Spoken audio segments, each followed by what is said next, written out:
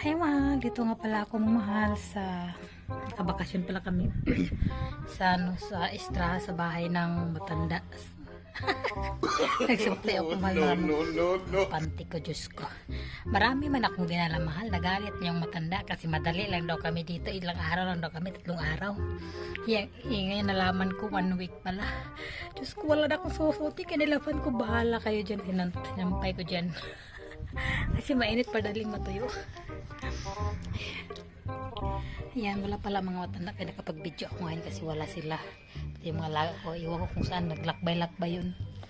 Yan, para tayo sa ano, hindi ko alam. Dito pala, naglinis pala ko, iniwan ako kasi naglinis ako kasi ano, daming mga buhangin. Kaya pasyal mga tayo sa ano, sa labas kung ano meron.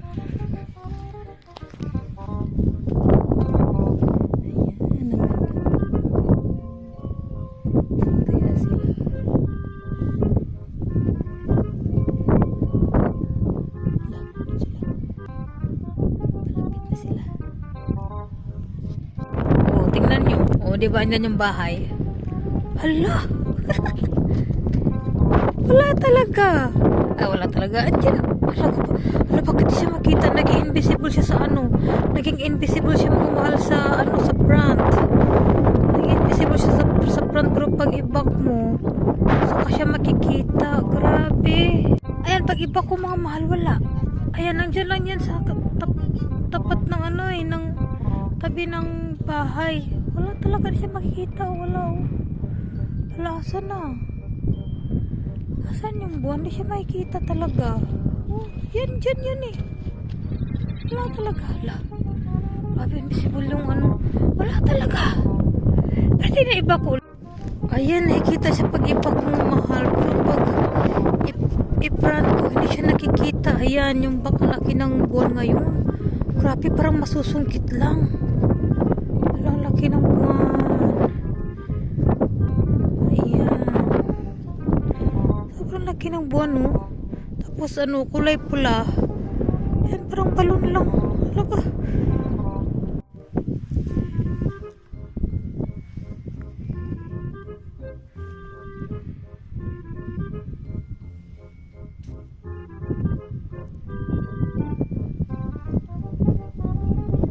Farm daw yan ng ano, farm daw yan ng ano, anak ng matanda. Farm, may mga kambing daw dyan, na mga ano, manok, ano pa mga po binuhay nila, aso. Pasok na tayo mga mahal kasi magalit na yung matanda. Baka makita tayo. Ayun na, so siya nga pa mahal kasi walang masyadong ano dito, walang masyadong plato, walang kutsara, at syempre kami lang naman, so nagsasalo kaming 4, yung matanda at kakamay kami. Kasali rin ako sa kanila, o nagkakamay kami, hindi naman nagdiri sila sa akin, parang ano lang, parang wala lang, parang pamilya lang. Anong salo kami, salo-salo kami, nagkakamay kami 4, ng bata, ng binata, tsaka yung matanda kami 4. Tapos minsan kutsara, wala kasing kutsara dito, buti kanina nakahanap kami ng ano, tawag to, kutsara na plastic kasi nag-ukay-ukay ba tawag ito sa Tagalog ko, nag-ukay-ukay kasi talungkat kasi kami dito sa mga kabinet, kaya nakita kami ng kutsarang plastic, kaya yun, lugasan namin ng kutsarang plastic, hindi pa nagamit, pero siyempre lugasan kasi ano, maabog ba, sa likod ko. So yun, kanina nakakutsara kami kanina.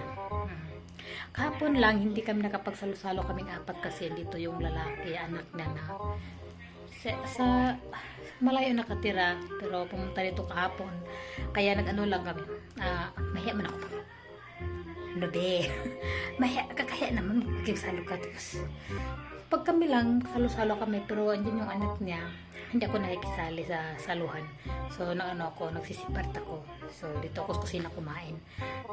So ngayon wala na yung anak niya, umuwi na, so kami, salo-salo talaga kami mahal. Ganun pa rin mga mahal. Sa una lang talaga, hindi ko talaga maintindihan ng matanda. Babait, sasaltik. Diyos ko, di ko maintindihan talaga. Dito na kain si mahal. Parang mas lalong wala akong pahinga dito, alam nyo, kasi doon sa sa bahay niya, hindi siya makapursa sa akin kasi may kwarto, may kandado. Hindi siya makapursa sa akin kung bangon na. Siyempre susulitin natin yung oras, susulitin din niya, di ba? So hindi siya makapursa, alas 4 talaga ako bangon kasi yun talaga yung oras ang bangon. Dito nakainis, wala pa alas 4, alas 3 pa yun ng ano na. Siyempre lang nakikita niya ako ito pinababangon, tapos pag hindi ako bangon kasi wala pa alas 4, ayun nag-vacuum na siya. Hindi ko lang pwedeng hayaan vacuum siya, no? Kasi magpapa naman dun sa anak niya na hindi ako nagtrabaho, siya yung nag-vacuum. Pinapikita sa mga apo niya na siya yung nag-vacuum, naiinis ako.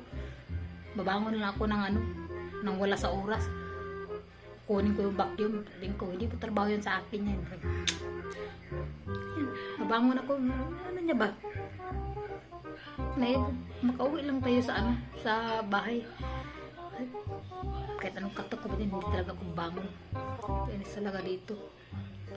Madaling sa umaga naman, dapat alas 9 babangon. Supak, pinapabangon talaga ako. Mapupuwersa ka talaga niya kasi andyan lang. Nakikita ka lang. Kainis talaga ako. Hindi ko siya maintindihan. Minsan okay, minsan hindi. Pero dito talaga hindi. Hindi ko talaga. Iiwan ko talaga. Hindi ko talaga maintindihan. Naiinis talaga ako. Sa akin naman, tinis ko na lang. Tatapusin ko na lang yung kontrata kasi ang dami kong mga pangailangan doon. Na kailangan bilhin. Lalo tulak kami sa sarili kuryente. Kailangan magbili ng portable, yung solar ba. Kailangan ko ng solar. Kaya ito. Diyan na lang muna ako uuwi. Yun ang problema ko. Hindi ko siya maintindihan. Okay siya. Minsan okay. Minsan talagang ulianin talaga siya. Pero okay pa naman siyang kausap. Pero parang nadala siya. Kasi ang dami niyang iniinom na gamot. Tapos parang parang medyo nag-aalingasa siya. Ganun. Parang mainit yung ulo niya, nangaawa siya, naghanap ng problema, hanap ng gulo, ganun. Pero depende lang siguro yung, alam niyo mahal yung ibang mga amo, nilalangaw na ako. Ang daming langaw dito. Di ba mahal yung mga hindi sila nagtanim ng galit, di ba, yung mga Arabo, hindi man tatanim ng galit yan, di ba, kasi ngayon lang galit pagka maya, wala na yan, di ba. Ito matanda, iba parang hindi ito pero na Arabo. Kasi nagtatanim siya ng galit kahit ilang araw pa. Kaya kami dalawa, nagbibingian kami dalawa. Yun, naabot na sa iniipon niya pala yung pagka sinasadya na magtatanim ng galit sa akin, iniipon niya, gagawa siya araw-araw ng problema. Tapos yun isusumbong na niya sa anak. Gaya ngayon, iniiwasan ko kasi sinasadya na talaga ako. Kunwari na siya yung mag-vacuum, ganun. Kahit na wala pang oras sa makabangon talaga ako nang wala sa oras kasi magbabacuum siya. Siya yung maglilinis, kunwari magtrabaho.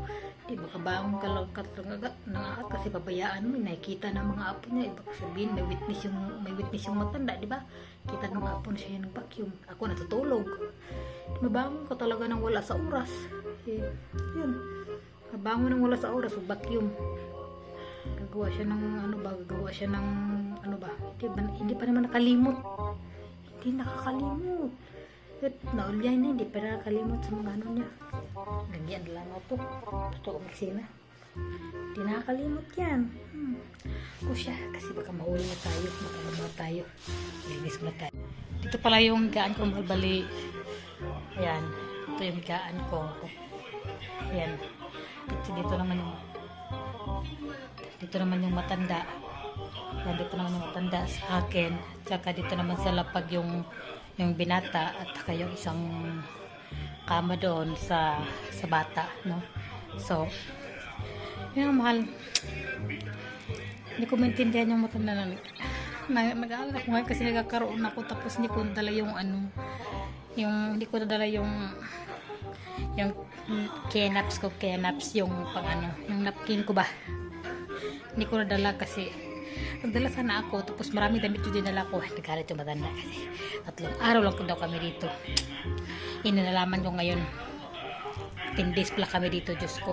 Paano na ito? Paano na ito ang ano ko?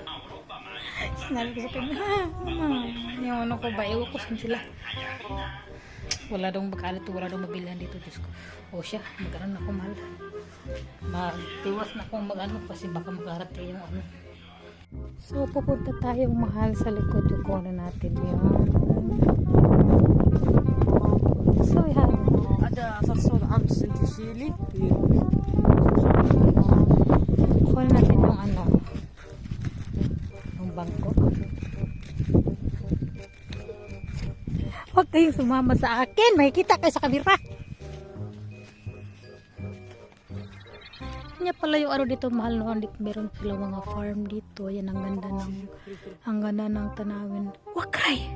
Ano may garijim ni ba rin baba jalan? Yan yung farm nila. Hala, pwede pa rin siyang masumukit na kaduwal. Wala ka takalik. Jilong. Parang ano siya ba? Parang dagat pero wala namang dagat dito.